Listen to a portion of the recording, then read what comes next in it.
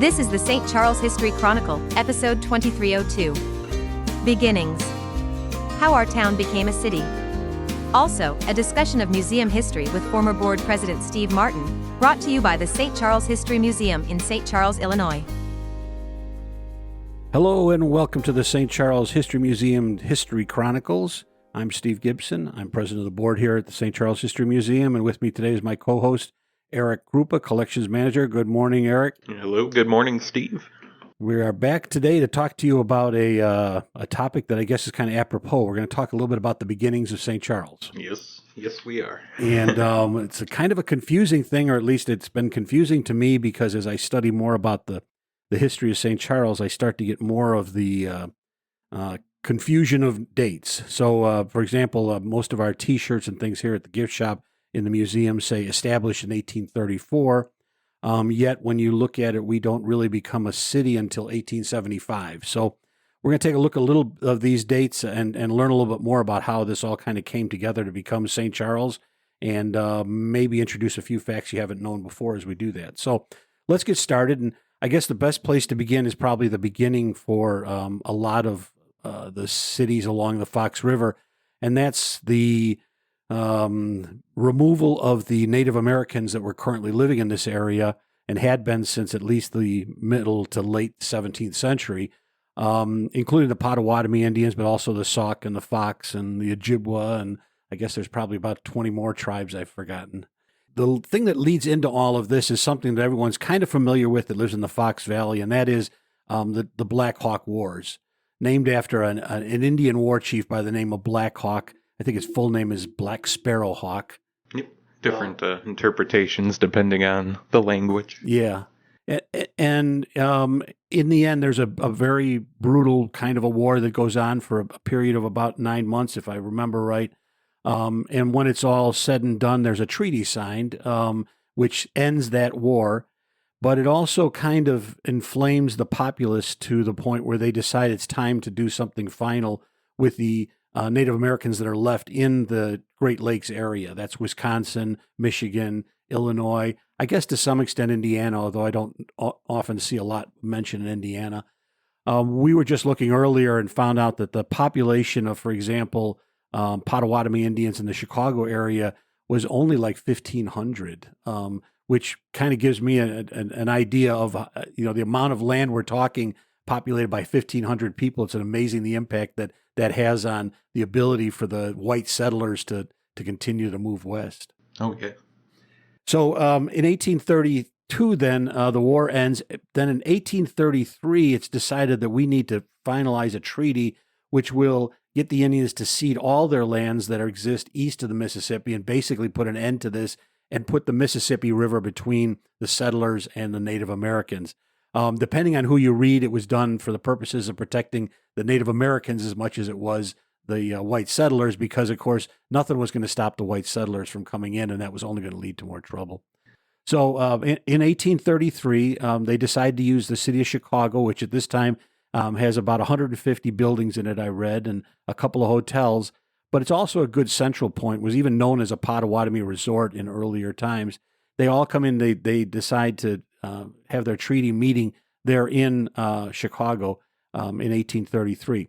A lot of negotiations go on. It finally gets signed in September 26th of 1833.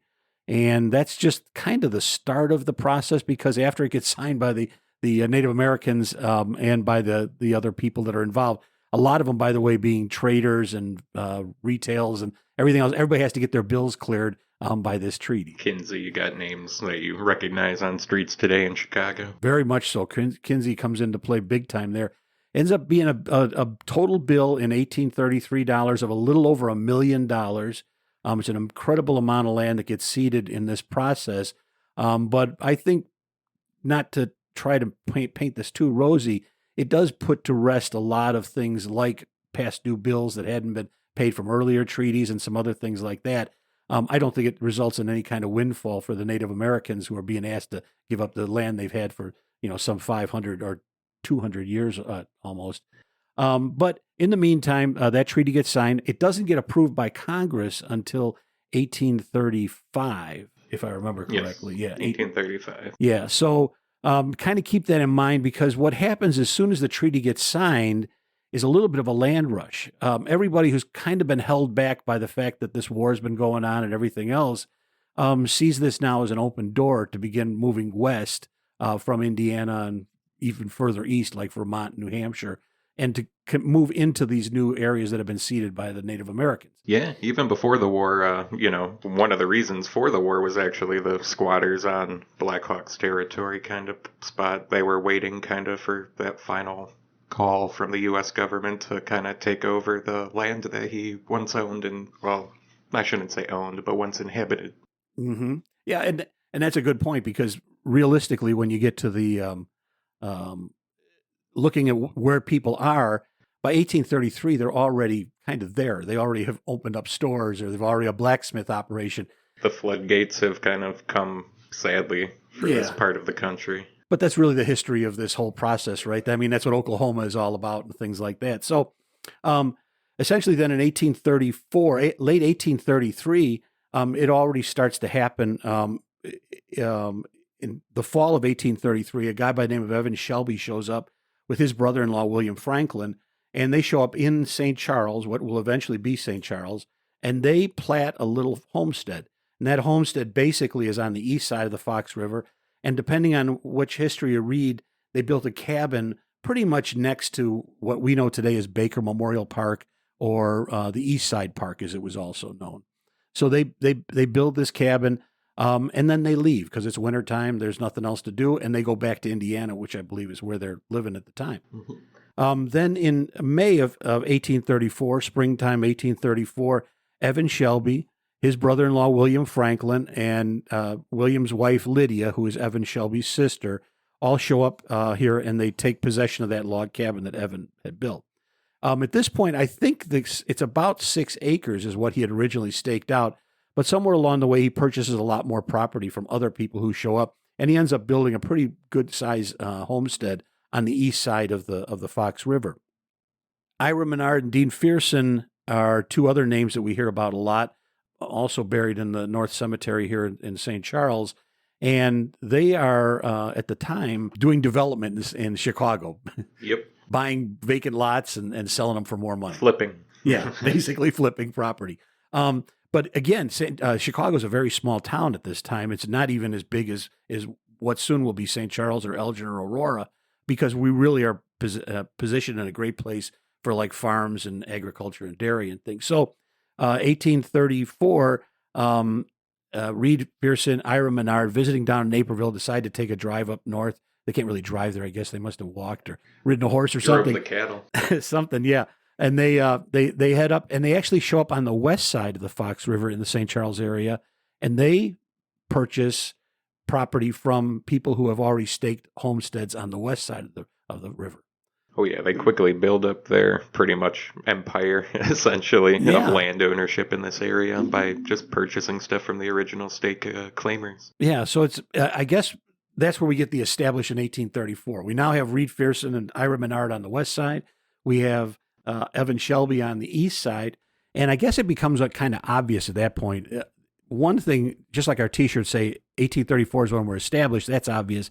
But also, it's obvious that it's time to build a city or a village at this location. Well, you have your first permanent annual settlement of a person that's not of native origin here in 1834, finally sticking it out for a whole year. So, yeah. Yeah, so Menard, Fearson, and another guy by the name of Bella T. Hunt decide to form a company to create this town. They negotiate with Evan Shelby. They get 8 acres of land along the east side of the Fox River in exchange for the fact that they will build a dam, they'll build a bridge, and they'll build raceways to put up mills in the town. That's in 1836, okay? That's also the time when a guy by the name of Mark Fletcher, who arrived with some of the most early settlers here in this area, gets the job of platting out the town to create the streets and all the things like that in town. And he does that in 1836, and it actually gets given to Kane County in 1836, but for a lot of reasons that a lot of people probably today would say, yeah, that makes sense, the government doesn't get around to ratifying and recording that plat until 1837. Yep. So this is the first date that I kind of feel like we have really legally become a village, okay, is 1837. now we actually have platted property to hand out. So. Yep. 1837, Evan Shelby dies. That's the end of one of our founders of this town. Hello, I must be going. Yeah, it wasn't too long. His wife, by the way, or his sister Lydia, and her husband Franklin last here till like 1850, and then they head off to California and join the gold rush out there. Yeah, basically. a good amount of early settlers kept on either moving out to new pioneer territory, or we do have a lot over here that have remained for over 200 years. True, and some that went out and Almost came 200. back. Some went out, came back. Actually, absolutely, yeah. I've read about 1836 is also when, I forgot to mention this, when Kane County is created. So we kind of predate even Kane County. In 1838, another guy shows up on the scene here. He actually arrives in 1837, and that's a guy by the name of Stephen Sanborn Jones. You hear us talk about him a lot, usually in shorthand of SS Jones.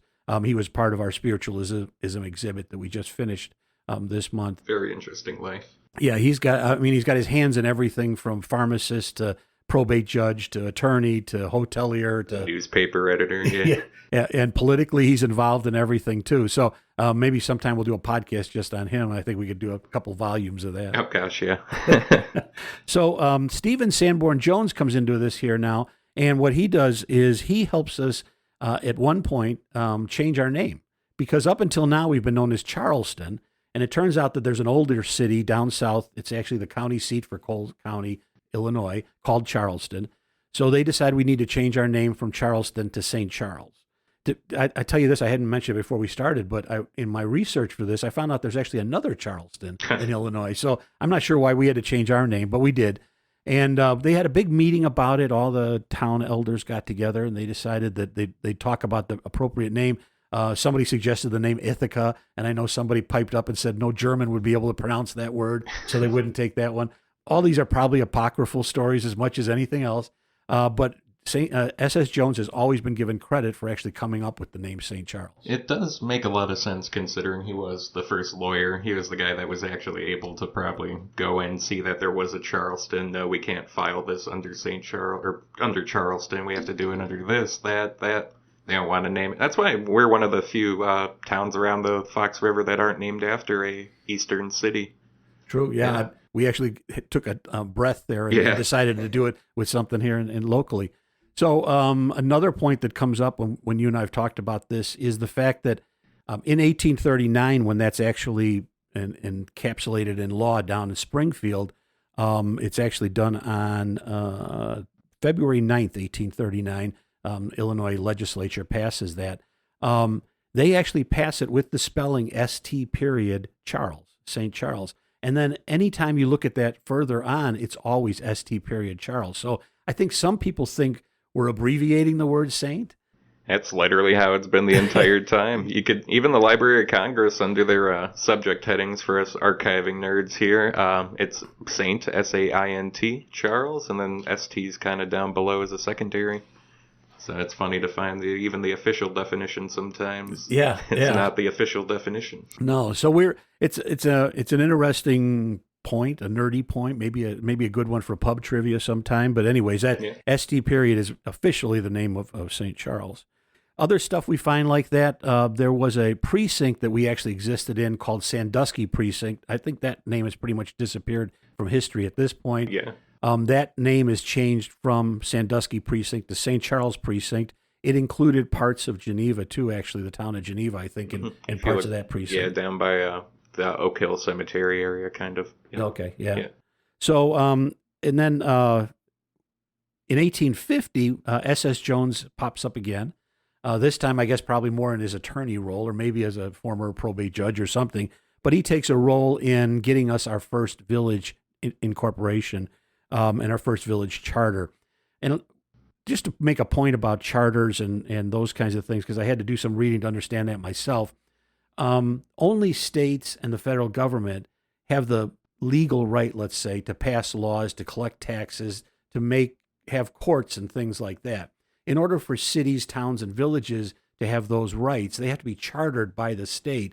And essentially, the state has to give up that right officially to the cities, villages, and towns to be able to make those laws, to collect taxes and collect fines and all that kind of stuff. And so in 1850, we get our first charter. That's our charter that kind of takes us from being a town to being a village. Mhm. Next thing I find in the books is 1856. That's when our corporation boundaries change. And I think that's more of a fact of the fact that when they laid out the city, we've got some maps here from 1855. You can see it makes absolute sense. We're a square, okay? We go from basically 7th in the east to 7th on the west. And essentially that's what they did was they made the boundaries match the way everything had been platted, and it's a 2-mile square. Yeah. So if you look at the maps on there, you're going to see a perfect square, and then there's going to be chunks here, chunks there, depending on what year you're looking at there. Yeah. Menard, Pearson Edition, Osgood, tons of names. The Millington. And as much as I'm sure the OCD people wanted to keep it a square, that was not going to happen, right? Yeah, we had to grow. Okay, so 1850, we're now a village. A lot of history takes place, but in 1875, some new stuff comes along, and one of those things is a lot of new abilities are given to cities, and because of that, St. Charles decides to become a charter or a city. And in order to do that, they have to reorganize under a charter, and that's in 1875. That's the year we first elect a city council. That's the year we first then get a mayor, okay, in this town. Those things together then, to me, tell me that's really when the city of St. Charles becomes a city. Take notes for the Sesquicentennial coming up. Yeah. So don't miss the point that you don't want to take the date 1875 because you miss a lot of history prior to that. Oh gosh, you would miss literally the founding of this place. Yeah. So I'm not really talking that we should do that, but I think it's important because it can get confusing. You know, when were we established? When were we a village? When were we a city? So now we know. Established in 1834, we're a village in 1850, and in 1875, we're now a city. So climbing the ladder. Yeah, little by little. I don't know when we become a metropolis. Is that the next thing? Or oh gosh. Okay, so I hope that helps you understand a little bit about how we came to where we are today, and a little bit of what the history of these people are. It doesn't put to rest another question that a lot of people bring up to me, and I've even seen it in history books: the argument over who was the founding father for St. Charles. Was it Evan Shelby, or was it Ira Menard and Dean Pearson that were probably more the people directly involved in making this a city, not so much just a hamlet or a place to stop? Exactly. So I won't get into that argument today. I don't know that I've really got any skin in that game right now, but I think it's an interesting question to discuss at some point. Absolutely. So anything else you want to talk about with this topic here before we go on, Eric? No, I'm okay there, Steve. Okay, great. In the meantime, then, let's talk a little bit more about what's going on at the museum. This I can participate in. Good. I know we just took down the exhibit for spiritualism, had a great response to that. I think we had some fun with it, with our stuff that was going on there. What's going on right now in the museum? So right now, I just finished putting up our exhibit celebrating the 50th anniversary of, I shouldn't say celebrating, I should say honoring the 50th anniversary of Operation Homecoming, which was from the Vietnam War. This is 1973. We're actually home to the last POW to be released by the Viet Cong during the Vietnamese War. His name was Robert White, and he was a captain at the time, serving in the United States Army. He was shot down over Vietnam in 1969. And he was finally brought back to the United States on April 1st, 1973. So we want to get that date all set up there. We'd also like to invite any veterans to come down and see the exhibit for price of free. I think that would be appropriate for the time. Great. Yeah, I agree. And we talked a little bit about this earlier. I graduated high school in 1973. All of that seems to me like almost current history. I mean, what was going on with the wind down of the Vietnam War and everything else. And I think Captain White, do we say he's Major White, I guess, at this point in his life, isn't he? Major White actually encapsulates that. Everything that he went through, the point at which he was a POW and the fact that he was the last POW, almost forgotten POW. He was pretty much forgotten for at least 3 days there. Yeah, amazing story. So we've got some nice artifacts here. We got a great, Eric did a great job of encapsulating all of the timeline that happened and everything else and putting it in context. So if you get a chance, come down. We're open Thursday through Saturday from 11 a.m. to 4 p.m. If you're part of a group that wants to come in and see it specifically, just give us a call here at the museum, 630-584-6967. We can make arrangements to show that to you. Again, veterans are free to see this exhibit. Please come in. We'd love to hear your stories and get a chance to meet you. And that exhibit's going to run till when? That's going to run until May. Until May, okay. And so we got plenty of time to get everybody in here to see that. We'll have a book for people to write down their memories too as well, kind of in the back by that exhibit, if you'd like to. Okay, great. Yeah, that's a good idea. In the meantime, speaking of May, our next special event is coming up. There will be a special event before that, but I don't have the details yet. That event is for VIP members. We'll probably talk about it on our next podcast a little bit more. In the meantime, on May the 3rd, Ron Onesti of the Arcada Theater has been kind enough to set up an event for us in his new Rockin' Ravioli restaurant down on the first floor of the Arcada Theater. You mean the meatball guy there, Steve? Exactly, the meatball guy. And you don't know how important that is to this event because part of what this event's going to include is Ron's famous Italian feast, which includes his meatballs. Absolutely delicious. Yeah, May 3rd, 6 p.m. to 10 p.m. We're going to all get together there and Rockin' Ravioli. Understand it's a limited thing. There's only X number of seats in a restaurant that you can fill, according to the fire marshal. So we can only sell a certain number of seats. So you're going to want to get in on this if you're interested soon. May 3rd, 6 p.m. to 10 p.m. We're going to have Ron's Italian Feast will be there with his meatballs. We're going to actually have entertainment provided to us by Rick Elvis Saucedo. Rick will be doing his Elvis tribute act. Most people in this area are familiar with that. Come out and see him. And we're going to do all of this for the price of $50. It is a fundraiser for the museum. We will be holding a 50-50 cash raffle, awarding at least 50% of that prize that night, or actually not at least, exactly 50% of that prize that night. And we're going to be giving away 2 tickets to our December 8th holiday gala at the St. Charles Country Club. And that's a pretty cool gift to get. Gosh, yeah. I mean, that's one of the big event of the year. Yeah. So you'll be able to get in on all of that. To sign up for that, go to our website, stcmuseum.org. When you go there should be a pop-up down in the lower right-hand corner that'll ask you if you're there to RSVP for the event. Click on that button that's there, and it'll take you in. Get your credit card ready. It's $50, and hopefully I'll get a chance to see some new faces there and lots of the old regular faces that support the museum. Anything else you want to talk about, Eric? I'd just like to give a big shout out to Waldo at Stoke Graphics for helping us create the text panels for our latest exhibit on Robert White and our last exhibit, and probably our upcoming exhibit as well. He does a fantastic job with wraps and other types of graphic needs. Great. All right. Yeah, no, the boards are beautiful. Again, get a chance to come in here and see us Thursday through Saturday, 11 a.m. to 4 p.m. Come in to see us, and we'll be happy to talk to you and show you the whole place around here. So that's about it for now for me and Eric. I am going to kind of segue from this into an interview that I recorded last week with Mr. Steve Martin. And Steve took some time. He's a former president and board member here at the museum. Took some time to kind of bring me up to speed on the history of the museum. So, yeah, it was a lot of fun. And, well, stay tuned for that. We'll be coming right up now, okay? Eric, meantime, thanks a lot, and we'll talk to you again soon. Thank you all for tuning in, and I hope you have a great rest of the day now. Yeah, same to you, Eric. And stay tuned, everybody, because here comes Steve Martin. Thanks.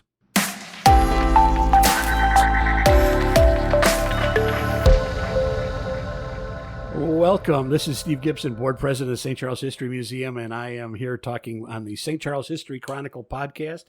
But I had a local celebrity in, so I thought I would put him behind the microphone. We could talk a little bit about the history of the St. Charles History Museum because it is the 90th anniversary for the museum. The celebrity I'm talking about is Mr. Steve Martin.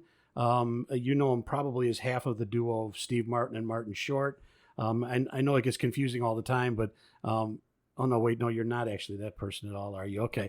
I don't play the banjo, and I've never had an arrow through my head. No, do you know magic at all? I did magic as a young kid, so we do share that in common. Okay, all right. Well, no, this is local Steve Martin. Everyone basically that's lived here for more than about 6 months has probably run into him in one or more of his volunteer capacities.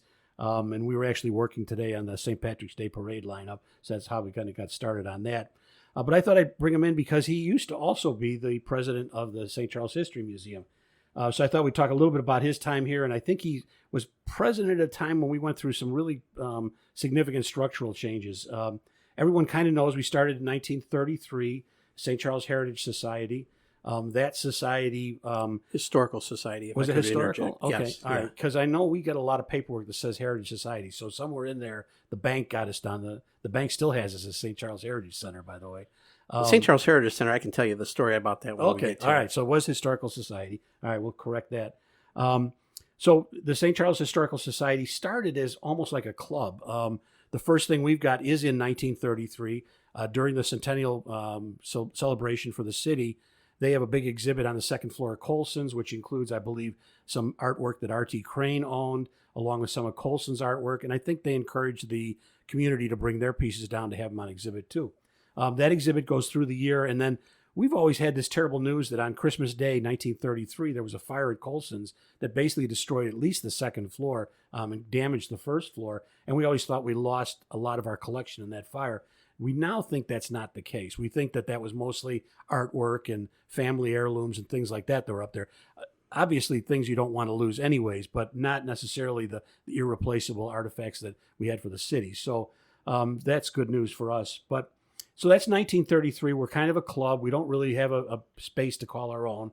In 1940, Colonel Baker and the Norrises decide to fund the construction of the Municipal Center. And in their plans at the Municipal Center, they include something. I've looked at the blueprints recently. They called it an industrial museum, right? Yes. And when that's completed, we actually move in there. Can you kind of take me from there to where we end up today here in the McCormick Oil Building? I know that's the period that you're kind of part of.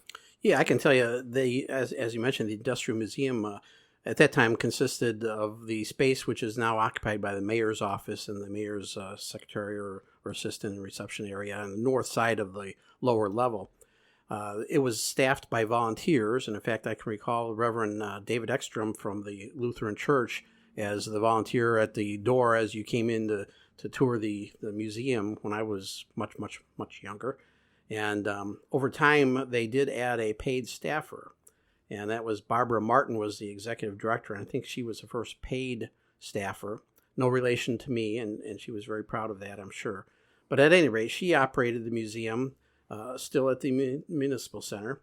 Over time, we were able to add a collections manager and an educator, and then we had a couple part-time people as well.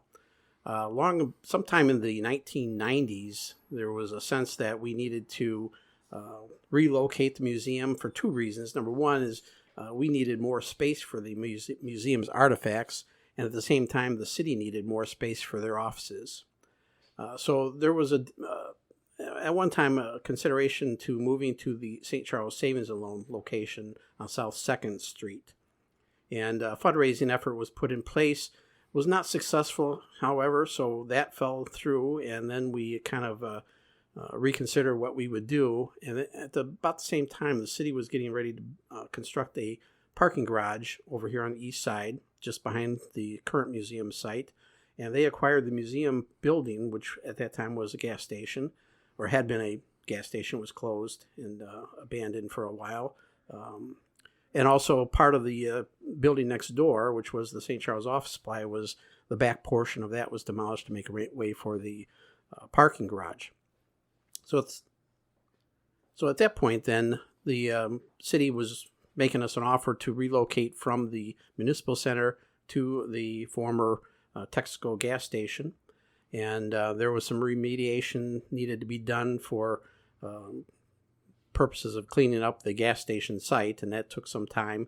And architect Mike Dixon, local architect, took care of the plans for the site, and ultimately all the work was done, and we relocated from the Municipal Center up here. And I was president in the mid-90s during the process of trying to raise money, and I kind of fell into the position when my predecessor called me on a Tuesday evening night before our board meeting and told me that he was resigning the next morning as president of the board and also as a board member. So sure enough, the next morning he opened the meeting, resigned, and I became president. That was June of 1995. So my first task then was to get us back on track and get everybody's energy level lifted and get ready to make a move. And I stayed on as president for about 2.5 years, so succeeded by Brian Henry. And in the meantime, we relocated over here, and I don't recall the date that we moved into this site, but it had certainly been improved greatly and has been a nice addition to the community.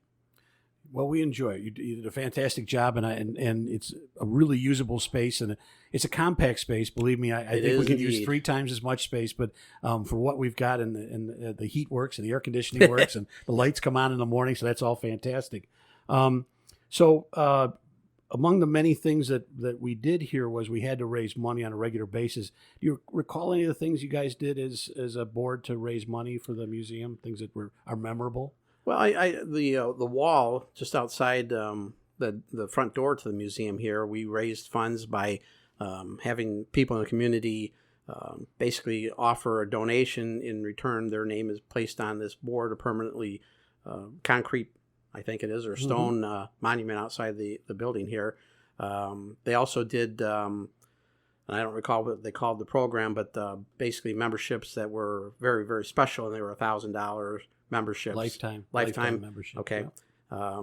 I know they had offered lifetime memberships prior to my coming on the board, which turned out not to be a good thing because the lifetime fee was not very much at all at the time, and certainly didn't take care of all the mailings and contacts over the future. But anyway, they did raise some funds that way. We also had fundraising events. We had Living History event, which was well received. We were at the Langham Park and also out at Leroy Oaks for those events, and I think that there were 3 of those probably back in the early to mid 1990s. Okay, but pig roasts, raffles, those came later. Later, okay. Yeah, that was after my term on the board. Okay. There's term limits, so you're allowed 3 3-year terms at the time I was on initially. So I actually served 3 3-year terms, and was off for about 9 months or so. Continued to attend board meetings. If they went into executive session, I'd step out of the room. But I just sat in the audience and typically was the only one there that was not on the board. Mm-hmm. And then they invited me to fill out the vacancy created by the resignation of another board member. So I got back into it, and then was elected 3 3-year terms, and then stepped aside yet again. So now you get a full pension from the History Museum, right? My pension, yes, my zero pension amounts to exactly what I made as president. Oh, yes. That's good. Well, and I'm sure your pay is probably about the same as mine. I don't think it's changed much since those days. Despite inflation. No, there's that. Maybe a little bit better in the health benefit. No, there's not that. Yeah, either. we didn't have that. No, I guess not. Well, we do it for the fun of it. We do it for the. My personal feeling is I do it for the education. When I'm here, everybody that walks in the door. Almost everybody that walks in the door has a story to tell about the history of St. Charles. And as a person that didn't grow up here myself, it's allowed me to really feel and become a part of the community. And obviously working with people like you, that helps too. One of the toughest things for historians of any kind, amateur, professional, is sorting out the legend and the myth from the reality. It's also one of the things that's hardest to kind of express to the public, because some things become very much ingrained and accepted and things like that. And I'll give you a quick example. One of the stories that we always hear is that Evan Shelby, our founder, after he died in 1837, just a few years after he got here, he was buried at the West Side School. And years later, when they decided they wanted to build the West Side School, they had to dig him up and move him to the South Cemetery, which is the original cemetery. And that's the story a lot of people have been told their whole lives. It turns out that's not true, okay, that when he died, he literally was buried in the South Cemetery, which was the original cemetery here in St. Charles. But someone else was actually buried out there, and they did have to dig him up, part of the original group of settlers that came out here. But those are the kind of stories that probably takes another 50 years to get them out of the common consciousness. So one of the things that I think you probably had to do as much as we had to do is present to the public. Whether you got exhibits or whether you're doing talks to people or stuff like that. Did you have them here at the museum like we try to do, or did you have to go other places like the library or something if you were doing something like that? In our day, we were, again, based at the Municipal Center, and at that time, we typically would have the programs at the library. We had some outdoors. We did the Living History event, as I mentioned. We also did the cemetery walk up in the North Cemetery, Union Cemetery. And but then later on, we did more activities. Once we moved to this location here on Main Street at 215, we did activities here. But again, we used the library even then because of the number of seats that would be available to us at the library in the Carnegie Room versus what we had available here in our exhibit hall. Yeah. Well, that's great. I appreciate you taking some time to talk to me today. Anything else that I haven't covered about being here that you want to? Just to clarify, you didn't think I was around at the same time as Evan Shelby, right? You didn't want me to... Well, I was going to ask you that maybe off the air. Okay, so I didn't want to cause any embarrassment. Good But you and Cindy are VIP members. We appreciate that very much and appreciate having you guys show up at our VIP events and hope we continue to have that relationship with you. And I just want to thank you very much for being here today and talking to me about this. My pleasure, and it's always good to see you, Steve. All right, Steve. We'll talk to you later. Thanks. Bye. Thank you for listening to the St. Charles History Chronicles podcast. This content is copyright 2023, St. Charles History Museum, all rights reserved. Additional information on this episode and other podcast episodes is available at stcmuseum.org/podcast.